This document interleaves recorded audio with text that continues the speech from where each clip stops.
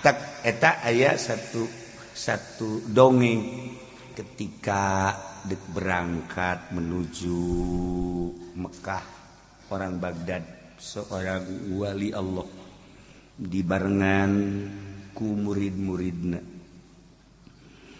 Begitu datang ke Gurun Sahara aya naon kitu ngaranna gubuk. Lantaran kapetingan akhirnya sore-sore mampirlah ka dinya. Aya panghunina wanita awewe. Begitu datang ka dinya tingkahna lain, bahasana lain, jeung teu mengenal ka agama. Nyana cicing wali jeung santri-santrina neuleut tingkah awewe.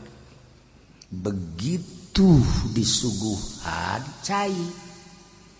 caina panas, di samping panas ngaleuwihan ti uyah. Ngaleuwihan uyah naon atunya? Asin ngaleuwihan.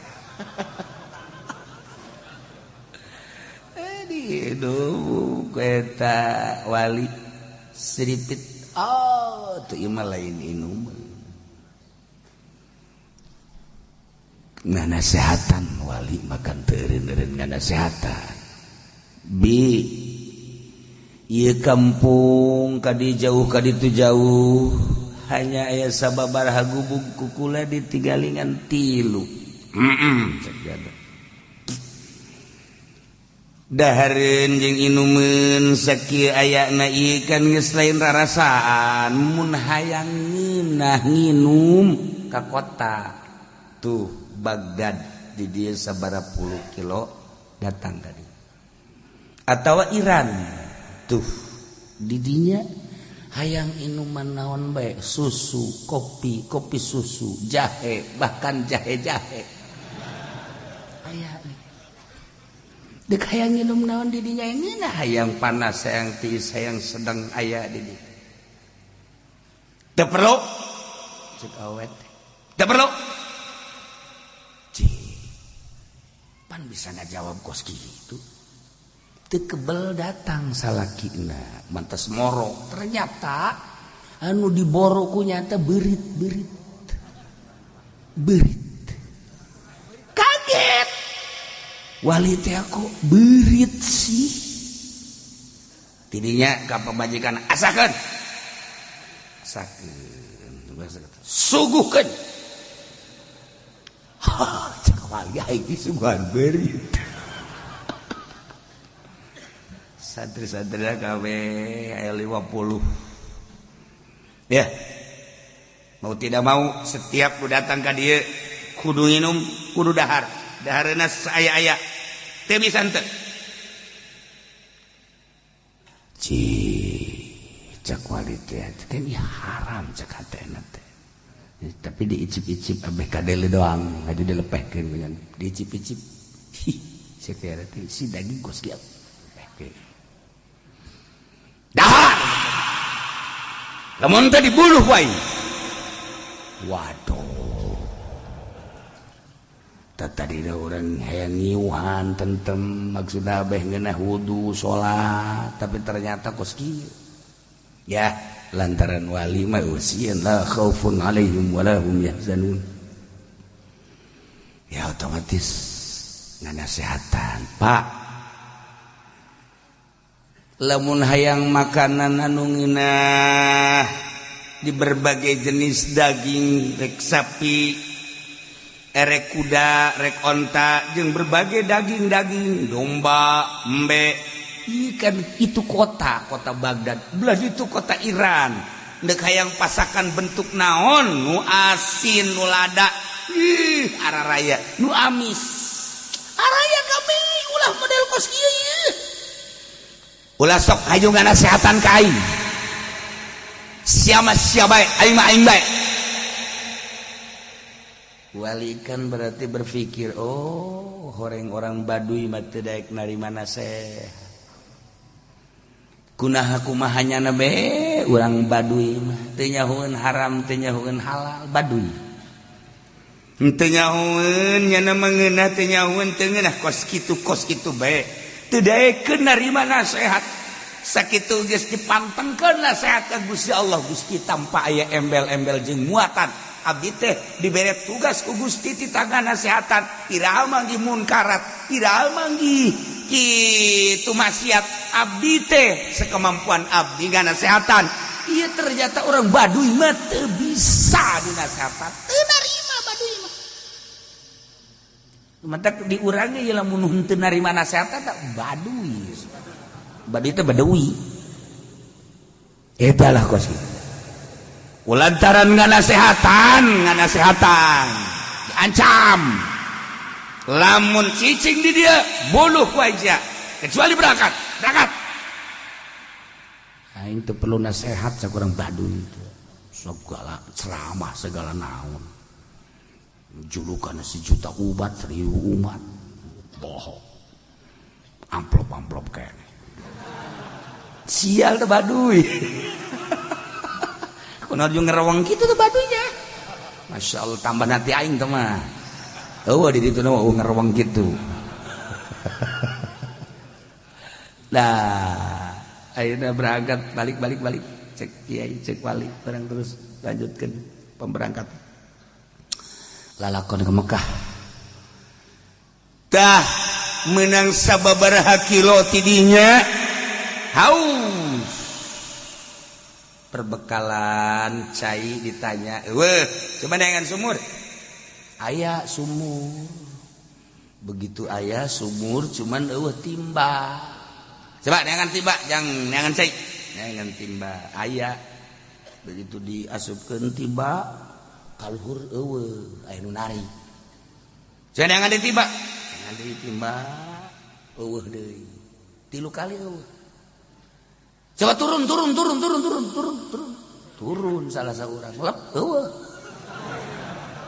naik coba susul deui ku saurang deui disusul deui deui beak 50 kabeh tinggal kiai sorangan ieu cek kiai teh aing berarti ieu lamun teu nyusul aing hirup sorangan lamun nyusul berarti aing paeh lah cek gandat teh la khaufun alaihim wala hum yahzanun amanya santri aing paeh aing kudu hirup soranganan eta kiai bener tah mah ku situ kiai itu bener lain kitu cukup santri bae nu paeh mama ulah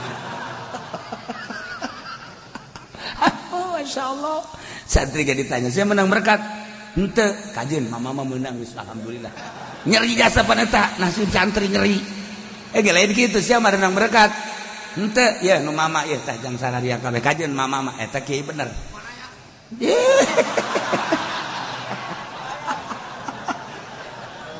ieu lain siapa menang berkat menang mama ente nu sia ka dieukeun leuwih parah deui tah mah kiai tetap turun barang turun ternyata orang lain sumurna aya guha ka jero eta santri di talian kabeh 50 di samping santri-santri talian loba keneh jelema ratusan di talian aya nu geus paeh segala rupa wow jero jangkung gede horeng jawara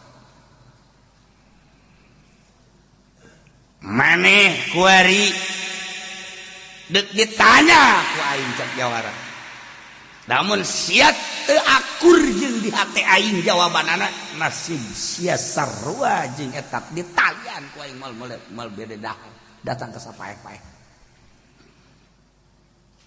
munajat ka wali Gusti salametkeun abdi ulah sok munajat sia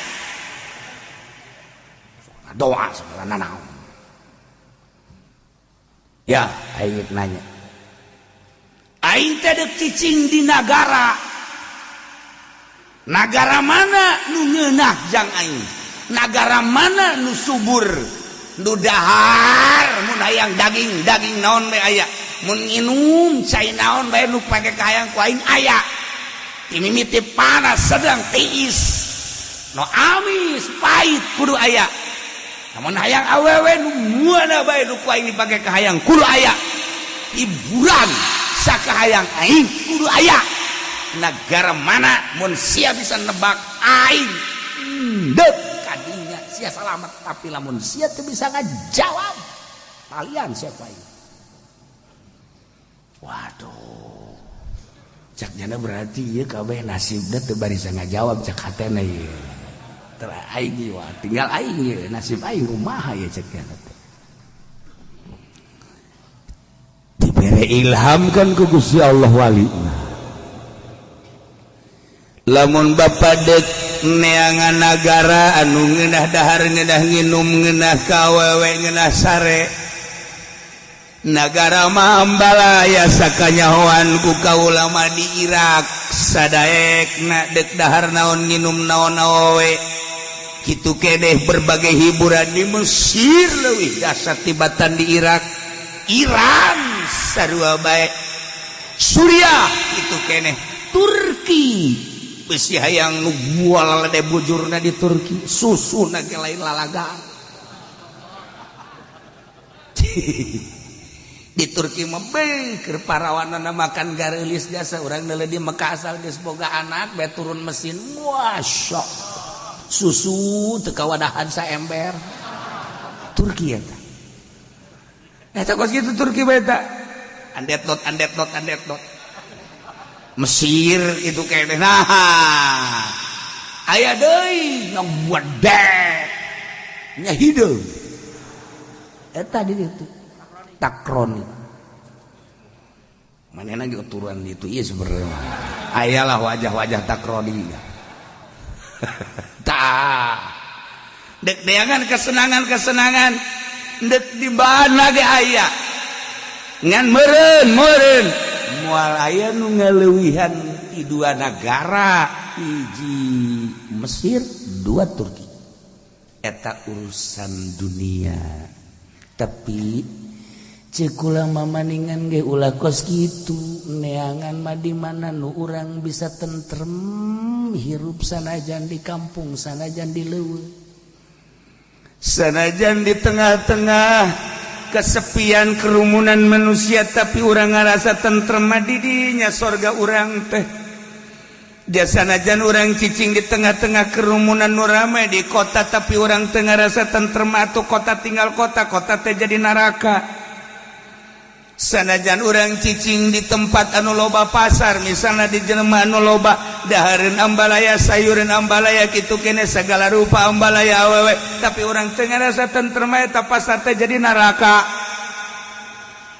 kampung sepi tapi urang ngarasa teu tentrem tetep bae kampung teh neraka geus kuari mah bapak dek neangan mah urang teh kuari icip-icip di mana anu bisa nentremkeun jiwa urang eta adalah sorga ulah dikira jelema jadi presiden haju sagala aya kaditu dikawal haju hatena teh tentrem can puguh jelema nu dijadikeun menteri jadikeun gubernur kemudian jadikeun bupati camat lurah haju nyana bergelimang dunia jeung jabatan kemudian hatena teh tentrem sangat can puguh kitu keneh hartawan jeung jutawan anu manehanana bergelut di bidang usahana teh timimiti ratusan juta miliaran triliunan apakah ngajamin kana katentreman can puguh pak teangan ketentraman jelema nu tentremna ku boga duit tapi dibalik eta aya jelema nu teu tentrem boga duit aya nu tentrem teh ku teu bogana naon aya nu tentrem teh ku sehat tapi aya nu tentrem teh ku gering sing hade makhluk Allah pak Allah nyiptakeun ieu teh rupa-rupa ketentraman ulah dikira jelema sehat kemudian tentrem can puguh ulah dikira jelema gering kemudian teu tentrem can puguh ulah dikira sugih tentrem can puguh ulah dikira susah teh teu tentrem can puguh kuari mah bapak coba bertanya kepada rumput yang bergoyang dipegoskeun teh mah meureunnya bertanya ka diri bapak sorangan di mana hirup ketentraman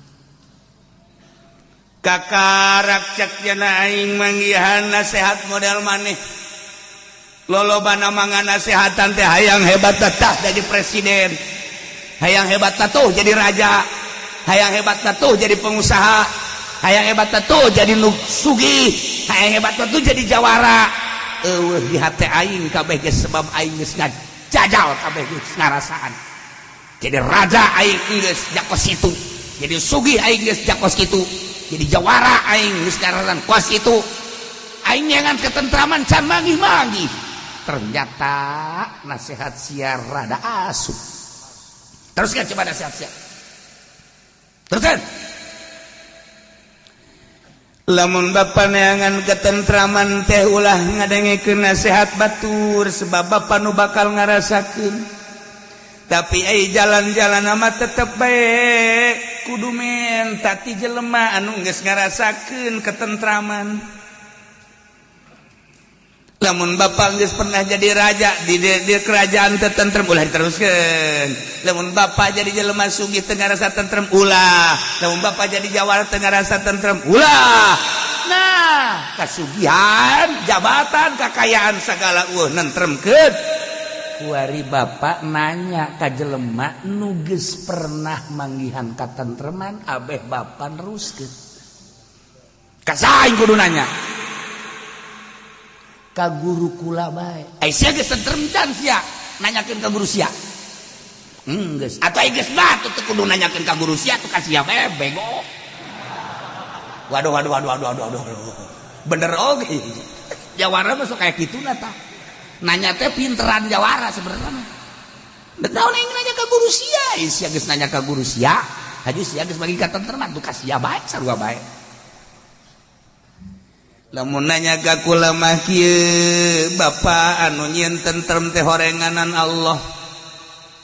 Atuh geus kudu muntayang ka Gusti Allah anu nyieun tentrem jeung nu bakal mere tentrem. Lantaran jelema teh aya anu sugih tentrem lamun muntayang ka Gusti Allah, aya jelema jadi pejabat tentrem lamun muntayang ka Gusti Allah. Aya jelema ulah ngomong-ngomong kos kitu tolol. Aing geus jadi raja, aing geus jadi pengusaha anu sugih. Balik deh beget. Oh, tentrem. Kajen teh dibulak-balik moal aya kehem sia. Asana jawara ti Bandung ya kehedan kieu mah. Wah, tentrem kos kitu mah. Geus tah dunia aing kabeh. Dah, balik ka deui sia.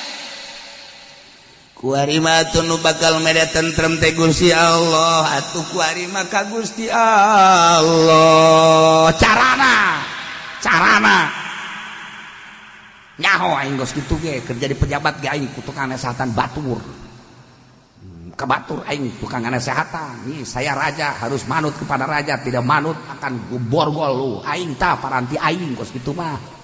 Ye aing keur jelema jadi sugih ka batur aing sodakos ya ke tungtungna kakarak aing nu nganggeuskeun tilok aing ge. Jelema nu ngarasa mah seuri. Tah carana kumaha coba? Ya carana mah tetep bae kudu nyaho heula ka Allah. Ari nyaho ka Allah teh zat anu mukhalafah lil hawadits. Anu kabelah dituna Allah teh ngabogaan parentah jeung larangan eta jelema nyaho ka Allah. Ketika nyaho kana parentah jeung larangan, parentah dilaksanakeun, larangan dijauhan, eta jelema nu nyaho ka Allah. Lain kiai, lain kadang-kadang kiai ge parentah Allah teh dilaksanakeun, larangan Allah dilaksanakeun. Di mana eta kiai kos kitu? Aya di Belaraja jeung di Cikupa kiai nu ngridit. Tambahna tambah. Jadi berarti nyaho ka Allah. Allah teh boga parentah jeung larangan anak. Nuturkeun kana parentah Allah ngajauhan larangan Allah. Eta berarti wauh ka Gusti Allah bakalna dibere ketentraman ku Gusti Allah. Can kaharti kehem. Aduh, cak wali asana aing ge. Talian aing ge. Terangkeun nu jelas. Terangkan jelas. Sadana geter wali. Lain deui cek nya ieu. tadi ngarti ku ari henteu sana aing ge katalian kieu jawara ayo lamun urang dek ibadah teh berarti kan jalan-jalan na ibadah teh loba. Maksud loba teh kumaha? Aya jelema anu dibere tani ku Gusti Allah atuh jadikeun tani teh supaya ibadah ka Gusti Allah. Lamun aya jelema dibere dagang supaya dagangna jadi ibadah ka Gusti Allah. Lamun aya jelema teh ku ari nyai supaya nyaina bener-bener jadi ibadah ka Gusti Allah. Carana kieu jelema teh dagang ai dagang tadi titah ku Allah berarti nuturkeun parentah Allah di jero dagang teh berarti kan hayang untung nu bakal mereka untunganna tu Gusti Allah ini miti dagangna kudu ngarasa di parentah ku Allah hayang kauntunganna eta teh ti Allah atuh ku ari mah dagang teh dek dijadikeun ngadeukeutkeun ka Gusti Allah lantaran nu bakal mere untungna Gusti Allah geus atuh ku ari mah dagang teh ngan sakadar zahir hungkul horenganan jerona mah keur ngalaksanakeun parentah Allah Allah nu bakal mereka tentreman geus dibalik dagang teh menta ka Allah ulah hayang duitna hungkul nu mere duit Allah nu mere untung Allah antum mantak naon mun tayang ka nu merena geus ulah wauh kana barang daganganana ulah wauh kana kauntunganana wauhkeun ka nu mere kauntunganana tah nasihat sia karak kaharti ku aing bener kah akur takos kitu terus rada aing geus rada ngarti sia kadang mal ditalian ku aing lamun tani atuh tanah lagi kapan anu Allah bibit lagi anu Allah meureun petani teh nu mantak tani teh hayang subur makmur geus atuh subur makmur anu nyuburkeun jeung nu ngamamurtekeun kun Gusti Allah atuh berarti tani teh kan diparentah ku Gusti Allah anak itu berangkat tani sesuai jeung ilmuna atas dasar diparentah ku Gusti Allah kan jadi ibadah anu bakal mereka suburan anak Gusti Allah geus atuh ketika Allah mere ulah wauh kana pamerena ketika parena bagus ketika bubuahanana bagus eta nu ngabaguskeun Gusti Allah engke bakal untung mun dijual ulah deuleu bagusna jeung untungna tapi coba deuleu nu mere untung jeung bagusna wauhkeun ka nu merena ulah wauh kana bebereanana eta kakara ketentrem hirup bakos kitu geus kaharti ku aing tina sababaraha kiai teh teu kaharti nasehatna jak kabeh ge beuneunan hayang pamerena betak kiai tolol mah goblok boloon aing dinasehatan ku kiai mana bae ge tilok aing teh tilok murucud hate aing teh tapi nasihat sia ieu kiai disiakeun ongkoh dikiaikeun ongkoh jawara mah kos kitu kiai ongkoh sia ongkoh karasa tah aing deuk nanya rahasia sia naon tah bisa nasihat sia karasa kae wallahu alam tama urusan Allah abdi teh bisa ngomong ti Allah digerakkeun ku Gusti Allah diparentah nganasehatan ge ku Gusti Allah henteu asa kula nganasehatan teh lantaran atuh kula mah atas dasar parentah Allah asa ngarasakeun parentah Allah geus kula mah di mana ngomong teh asa dibarengan ku Gusti Allah sebab di mata deuleu aya sifat deuleu Allah diceuli denge aya sifat denge Allah di sisan ngomong aya sifat lisan Allah geus kabeh jatuh lain nu kula deuleu teh deuleu Allah denge teh denge Allah lisan teh lisan Allah nyanggakeun sadaya-daya geus kula mah teu ngaku-ngaku painga ai kiai nu itu nu mana nu aya digigit geus ulah sok macem-macem maksudna kiai nu mana nu sok mamaca eta kumaha eta mah jurig maca eta mah anu dibacaan oleh Tuan Syekh Abdul Qadir Jailani anti dunia ari nu macana kekerwak kana dunia dikutuk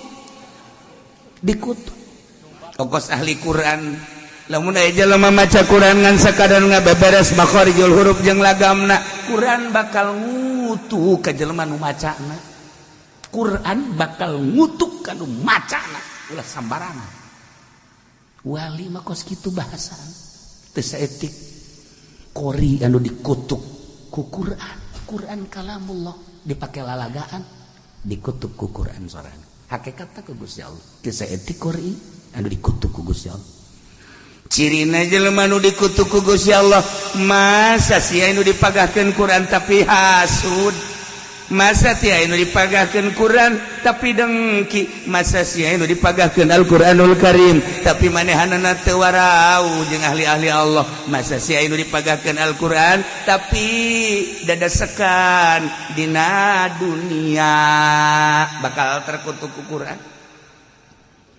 geus cek jawara teh geus kaharti tah mulai ayeuna maneh teu menang jauh ti aing deuk ngaguru ka maneh henteu kula mah ka Mekah ya teh jeung murid-murid kula mah asal kula dilepaskeun murid kula dilepaskeun di samping murid kula ieu jelema-jelema nu aya dieu nya panglepaskeun insyaallah gara-gara bakal dibere katenangan untuk tahap awal geus bae kabeh lepaskeun ieu ge lain nang ente ngalepaskeunana nang Allah lepaskeun tina bungahna dilepaskeun nyana bakal ngadoakeun ka anjeun bakal menang katentreman jiwa. Oh masya Allah karasa kuai cak nyana wahai anak buah kabeh ieu lepaskeun kabeh aing mah kuari deuk ibadah ka Gusti Allah sesuai jeung petunjuknya sia mah deuk nuturkeun los teu kajeun ka anak buahna sia deuk kajawara terus sabodo cak anak buahna atuh mah nya dunungan ka Allah kami ka neraka moal kami gede milu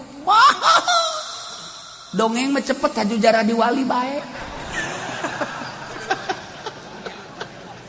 cepet bener tak guruna wali muridna jara di wali ji atuh coba ge urang guru nulis kakarek sapoe dua poe ge alif geus rada beda urang atuh guguru asal aya guruan we beda kadeleunang ngeunaheun we kadeuna urang guguru kitu politik sebulan 2 bulan aju bagus we politik aju ngarti guguru ekonomi nu mantak haji pedi mah rugi bae teu boga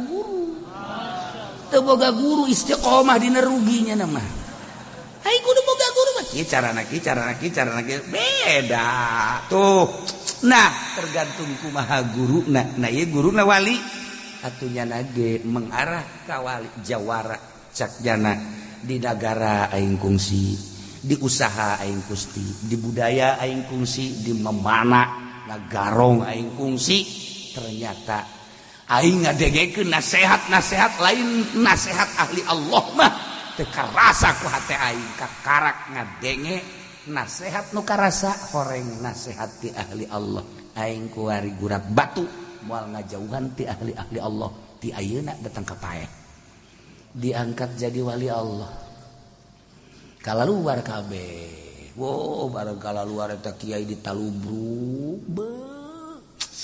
ku sabab anjeun kami salamet ku sabab anjeun kami salamet eta jawara kararieu ratusan di talian teh beres kabeh geus barali kabeh tiganya nangkep kiai ku sebab anjeun kula ge salamet tuh gitulah nah geus teu kudu gabarengan kula mah deuk berangkat ka Mekah nah ieu kumaha ieu hasil daripada dongeng eta horenganan dongeng dinasehatan jelema nu baduy macaknya kitu-kitu bae padahal mah jelema susah dinasehatan henteu bisa narima kana nasihat baduy mah kos kitu artina hijabna kumaha aing bae emang diniatan moal narima nasihat ari ieu mah jelema nu geus ngalalana emang hayang dinasehatan beda tah intina urang kudu boga kahayang dinasehatan adapun engke katarima jeung teu katarimana mah tergantung urangna kumaha anu nganasehatanana ulah kieu aing mah pokona mah datang moal didatangan teu hayang eta jelema bloon tah kos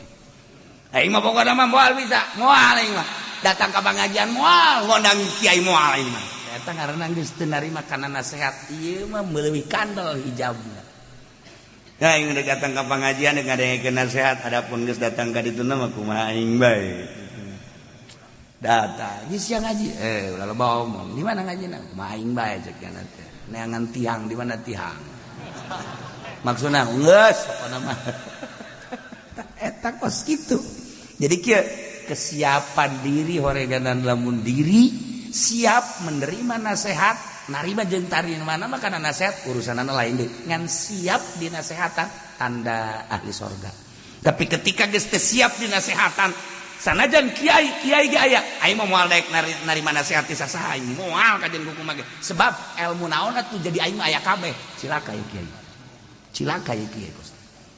Aing mah pokona mah dagang aing mah moal dari mana nasihat kan usahakeun aing mah geus kumaha aing bae mah bang eta ge cilaka ka jeung kumaha gitu. Cilaka geus datang ka innalillahi wa inna ilaihi raji'un sakitu bae. Ti kudu narima kana nasihat. Mantak jelema anu narima kana nasihat salamet aya jawara. Salat tilok, puasa tilok, judi terus bae. Tapi lamun muludan mondang kami mulud beli kebok becet salah bahan muludan urang dinya ge kaget euy sia silok salat tilok puasa tilok semua ulah loba ngomong teu urusan aing nyana kan kadangeukeun nasehat oh iya kebal-kebal kan nyawa berarti aing salah ieu padahal encan nyana teh tobat mah tapi geus ngarasa salah tah ngarasa salah eta lah nu mahal ngarasa salah eta lah nu mahal teh eta tah ngarasa salah aing aduh salah ya tak ku ngarasa eta tah salamet dalam di akhirat. Jih anu bahaya ge sia ka aing nasehatan emang aing salah. Dia atuh salah. Jih atuh emang nu kampura sia aja pangeran tah aing mah teu ngarasa salah saeutik eta bahaya. Eta bahaya. Jih kiai geus teh emang aing salah janten teh aing mah. Tuh salah aing mah. Ajeun hukum ge sebab aing mah boga ilmu. Iya. Kiai pinarakaeun ya kos kiai. Nah, iyalah sakumaha dongeng tadi nu hiji dinasehatan baduy susah nyana teu daek narima nasehat sebab teu siap dinasehatan jeung embung dinasehatan. Aing mah aing bae. Tapi ieu jawara geus kalalakon ka dieu ka ditu siap hayang dinasehatan mana nasehat anu asup ka jero hate aing manfaat. Mudah-mudahan urang kabehan dijadikeun jelema nu narima kana nasihat, anu haus kana nasihat sehingga urang dibere taufik ku Gusti Allah, disalamatkeun ku Gusti Allah. Wallahu a'lam.